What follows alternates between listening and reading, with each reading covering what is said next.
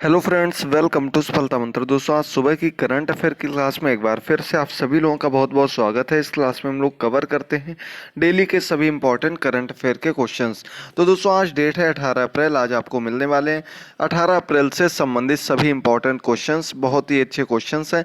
इन सभी को देखकर अपनी पूरी 100% तैयारी करते रहिए। डेली के डेली क्वेश्चन को तैयार करते रहिए। ऐसी ही क्लासेज आपके लिए डेली लाते हैं। उम्मीद करते हैं आपको क्लासेस पसंद आ रही होंगी। साथ ही साथ आपको बता दें दोस्तों कि करंट अफेयर 2020 नाम से पूरी प्लेलिस्ट बनी हुई, वहाँ पर उन क्लासेस को देखेगा। और आप लोग मुझे टेलीग्राम पर भी फॉलो कर सकते हैं। टेलीग्राम पर भी आपको सभी क्लासेस के नोटिफिकेशंस मिलते रहेंगे। नीचे लिंक दिया गया। इसके अलावा आप लोग वहाँ पर टेलीग्राम में सर्च के ऑप्शन में सफलता मंत्र लिखेंगे तो उस वहीं पर सबसे ऊपर जो खुलकर आएगा वही ग्रुप, उसी ग्रुप को ज्वाइन करिएगा सभी लोग, सफलता मंत्र नाम से। चलिए शुरू करते हैं। चैनल को सब्सक्राइब करना मत भूलिएगा। पहला क्वेश्चन आपके सामने है, देखिए क्या लिखा गया है।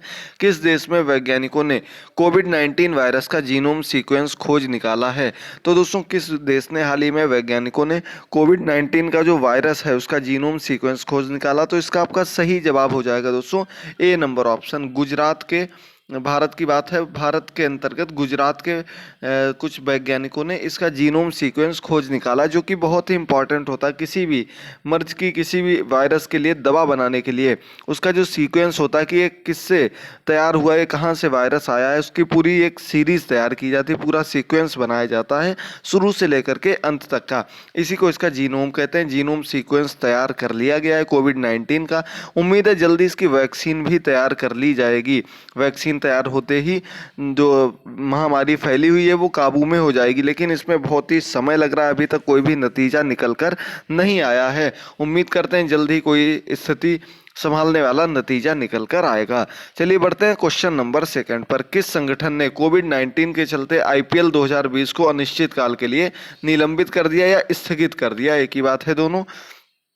तो दोस्तों, कोविड-19 के कारण विश्व में होने वाले सभी कार्यक्रम, सभी खेल, सभी उत्सव, सब कुछ स्थगित चल रहा है। इस समय सिर्फ कोरोना वायरस ही चल रहा है। उसी स्थिति में आईपीएल को भी स्थगित कर दिया गया है। दोस्तों, आईपीएल इंडियन प्रीमियर लीग एक क्रिकेट का एक बहुत बड़ा टूर्नामेंट होता है जिसमें पूरे विश्व के खिलाड़ी खेलने आते हैं। तो दोस्तों, इसी के अंतर्गत आपके जो इसे स्थगित करने वाला कौन सा संगठन है ये आपको बताना है। चारों ऑप्शंस आपके सामने दिए गए हैं, जल्दी से देखिएगा और आंसर करिएगा। तो क्वेश्चन नंबर सेकंड का सही आंसर हो जाएगा दोस्तों बीसीसीआई। बीसीसीआई भारत में क्रिकेट कंट्रोलर बोर्ड है, जो कि सबसे बड़ी संस्था है भारत में। यही सब कुछ क्रिकेट से संबंधित खेलकूद जो कुछ भी प्रोग्राम होते हैं उनको कंट्रोल करती है। इसके जो इस समय अध्यक्ष हैं, बीसीसीआई अध्यक्ष जो हैं वो सौरव गांगुली हैं। उन्होंने ही प्रेस कॉन्फ्रेंस के माध्यम से इसके बारे में जानकारी दी थी। सौरव गांगुली इसके वर्तमान समय में अध्यक्ष हैं, याद रखिएगा। बहुत ही इंपॉर्टेंट क्वेश्चन है। आगे बढ़ते हैं हम लोग अगले क्वेश्चन पर, क्वेश्चन नंबर 3 पर। World wild life fund India ने किस खिलाड़ी को अपने कार्यक्रम का एम्बेसडर बनाया है? WWF आपने नाम जरूर सुना होगा। WWF का ये जो कह सकते हैं जंगली जानवर वगैरह होते हैं उनकी रक्षा के लिए, उनके कार्यक्रमों के लिए कार्य करने वाली संस्था है, विश्व की संस्था है। और इसकी जो इंडिया की संस्था है world wild life, WWF India, इसने अभी हाल ही में खिलाड़ी को अपने कार्यक्रम के लिए, आगामी कार्यक्रम के लिए एम्बेसडर बनाया है। ये किसको बनाया? तो इसका आपका दोस्तों सही आंसर हो जाएगा, शतरंज के बहुत बड़े खिलाड़ी हैं, ग्रैंड मास्टर रह चुके हैं।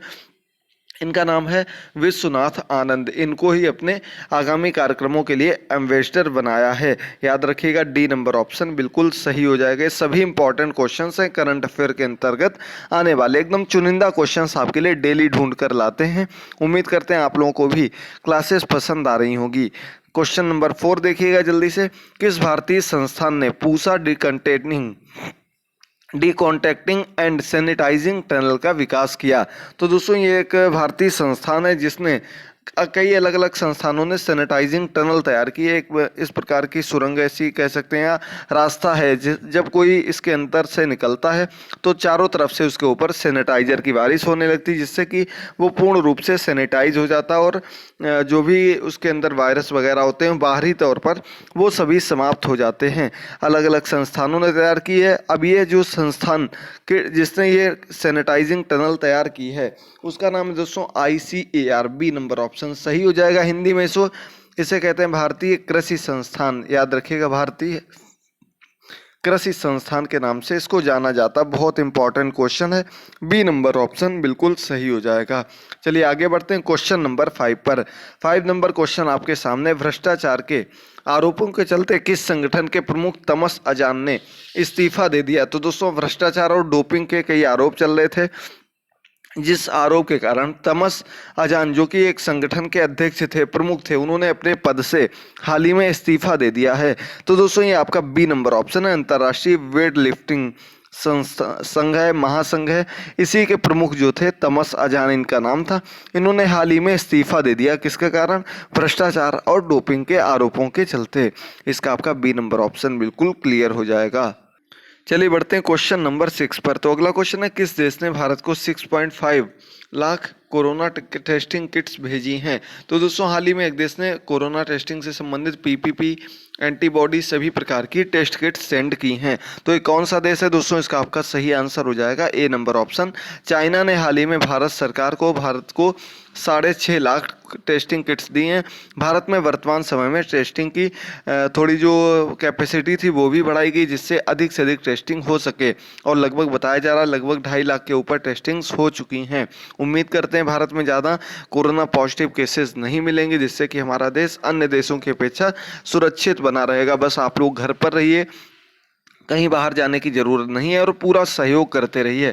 आपके लिए डेली क्लासेस लेकर आते हैं, सीटेट की क्लास शाम को चलती है। इसके अलावा पुरानी क्लासेस के माध्यम से भी आप लोग अपनी पूरी तैयारी कर सकते हैं। क्वेश्चन नंबर 7 देखिएगा जल्दी से, क्या दिया गया है। भारतीय क्रिकेट टीम के किस खिलाड़ी को दुबई स्थित क्रिकेट एकेडमी क्रिक किंगडम का ब्रांड दूत नियुक्त किया गया? बहुत अच्छा क्वेश्चन है। क्रिक किंगडम एक ये क्रिकेट एकेडमी है, दुबई में स्थित है। इसका ब्रांड दूत किस खिलाड़ी को बनाया गया है? चारों ऑप्शंस आपके सामने हैं, जल्दी से बताइएगा कौन सा ऑप्शन सही हो जाएगा। क्वेश्चन नंबर 7 दोस्तों, इसका आपका सी नंबर ऑप्शन है। रोहित शर्मा भारत के बहुत अच्छे बैट्समैन हैं। इनको हाल ही में इस क्रिकेट एकेडमी का क्रिक किंगडम का ब्रांड दूत बनाया गया है। सी नंबर ऑप्शन सही हो जाएगा, नाम याद रखिएगा, रोहित शर्मा को बनाया गया। चलिए आगे बढ़ते हैं दोस्तों क्वेश्चन नंबर 8 पर। क्या दिया गया? आईएमएफ के मुताबिक कोरोना वायरस महामारी के कारण इस साल एशिया की आर्थिक वृद्धि दर कितनी रह सकती है? तो दोस्तों आईएमएफ जो है ये मुद्रा कोष, अंतर्राष्ट्रीय मुद्रा कोष के नाम से जाना जाता है, और विश्व में ज़्यादातर जितनी भी मॉनेटरी संबंधी फंडिंग होती है या जो भी कार्यक्रम होते हैं, ज़्यादातर में इसकी ही भागीदारी होती है। आईएमएफ की एक ये यूएन के अंतर्गत आने वाली संस्था है, और इस संस्था ने एशिया में जो आर्थिक वृद्धि दर है वो कितनी रहने की महामारी के कारण आशंका जताई है इस वर्ष। तो इसका आपका डी नंबर ऑप्शन है दोस्तों, शून्य। बिल्कुल इस बार जो इन्होंने आर्थिक वृद्धि दर घोषित की है, बताई है, हो सकता है ऐसा, तो ये शून्य वृद्धि दर बताई है एशिया की। एशिया में जितने भी देश आते हैं पूर्ण रूप से काफ़ी देशों में महामारी का असर देखने को मिल रहा है, जिसकी वजह से प्रोडक्शन कंस्ट्रक्शन बिल्कुल रुक गया है, और ये बहुत ही बुरी खबर है। इसके अलावा दोस्तों अभी हाल ही में विश्व बैंक ने भी एक बार फिर से सूचित किया कि बहुत ही भयंकर मंदी आने वाली है पूरे विश्व में इस कोरोना वायरस के चलते। अब देखना होगा क्या हालात रहते हैं बाद के, क्या किस तरह की स्थिति समझ में आती है, सामने आती है। अगला क्वेश्चन आपका क्वेश्चन नंबर 9, हांगझोउ में आयोजित होने वाले किस खेल को शुभंकर फेई फेई बनाया गया है? तो दोस्तों हांगझोउ जो कि चाइना में स्थित है, यहाँ पर एक खेल होने वाले थे, और इन खेलों का शुभंकर जो बनाया गया, किसको बनाया गया? फेई फेई, एक वहाँ का छोटा सा जैसा छोटी सी चिड़िया ऐसा पक्षी होता है, और इसी को इस खेल का शुभंकर बनाया गया। इसका नाम है फेई फेई, नाम याद रखिएगा दोस्तों। तो चारों ऑप्शंस देखिए, फिर आंसर याद करिए। तो चाइना में आयोजित होने वाले किस खेल का शुभंकर फेई फेई बनाया गया है? इसका आपका सही जवाब होगा दोस्तों बी नंबर ऑप्शन। एशियाई पैरा खेलों का जो शुभंकर बनाया गया वो फेई फेई को बनाया गया, याद रखिएगा। 9 नंबर क्वेश्चन का आपका बी ऑप्शन बिल्कुल सही हो जाएगा। इसके साथ ही साथ दोस्तों आपको बता दें कि ये जो आपका खेल होने वाले हैं 2022 में आयोजित होंगे अक्टूबर माह में, अक्टूबर में, और इसको लेकर शुभंकर अभी से घोषित कर दिया गया है। फेई फेई इसका शुभंकर होने वाला है।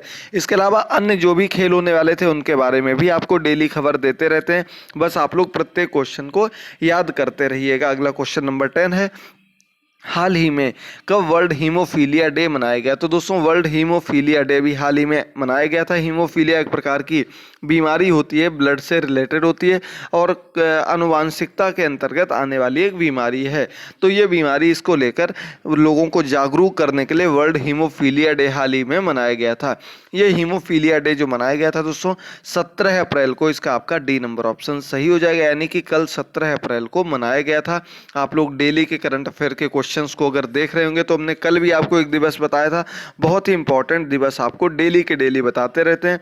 और आज विश्व धरोहर दिवस भी है, याद करते रहिए, प्रत्येक क्वेश्चन को समझते रहिएगा। और दोस्तों कुछ क्लासेस के लिंक नीचे कमेंट बॉक्स में, डिस्क्रिप्शन बॉक्स में आपको मिल जाएंगे।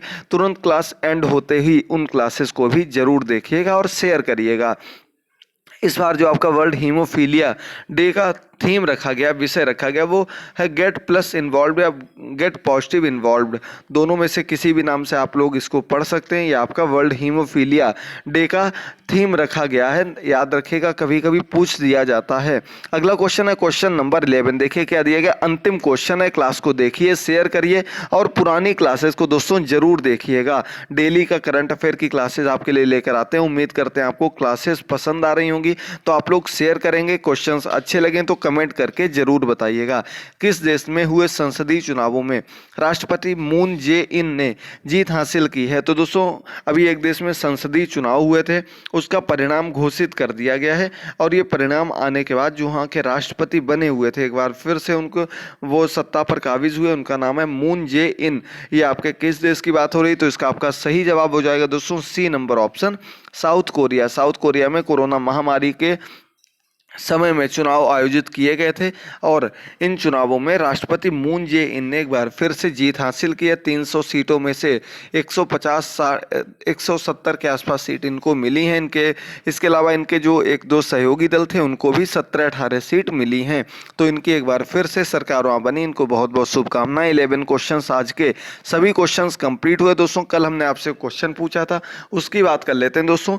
तो सही क्वेश्चन हमने कहा था फीफा अंडर 17 विश्व कप का आयोजन कहाँ होने वाला था? तो इसका आयोजन होने वाला था दोस्तों भारत में, इंडिया में, जो कि अब स्थगित कर दिया गया है कोरोना महामारी के चलते। इसको लेकर जो सटीक आंसर आए, प्रांशु जी का सबसे पहला कमेंट आया। गुड मॉर्निंग, स्वागत है प्रांशु जी, आप काफ़ी दिन बाद आज कमेंट कर रहे हैं। क्लासेस देखते रहिए, शेयर करते रहिए। अगला दोस्तों बात करें, अमरेश जी का कमेंट आया, इसके अलावा मोहित जी का आया है।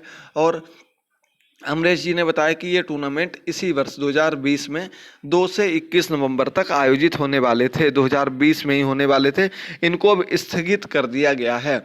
इसके अलावा निवेदिता मिश्रा जी, आयुष पांडे जी, बहुत बहुत स्वागत है सभी लोगों का कमेंट करने के लिए। अर्चना पांडे जी, और कमेंट्स आए हैं, लोकेश जी का आया है और ओम प्रकाश भारती जी का कमेंट आया। इन सभी लोगों के कमेंट करने के लिए बहुत बहुत धन्यवाद दोस्तों। सभी लोग जुड़िएगा, अधिक से अधिक कमेंट करते रहिएगा ताकि आप लोग भी क्लासेस को देखते रहें। पूजा देवी ने भी पूरा ब्रीफिंग से बताया है। आप लोग क्लासेस में आते हैं तो कमेंट करने में भी 1-2 मिनट का समय, 1-2 सेकंड का टाइम लगता है, जरूर किया करिए। अब आज का प्रश्न आपके सामने दोस्तों। आज का प्रश्न है कि किस भारतीय ऐप के 5 करोड़ डाउनलोड्स का विश्व रिकॉर्ड बन गया? आप लोगों को पूरी व्याख्या के साथ बताना है, ज़्यादा डिस्क्राइब करने की ज़रूरत नहीं है क्योंकि आपको पता होगा इसका आंसर क्या होगा।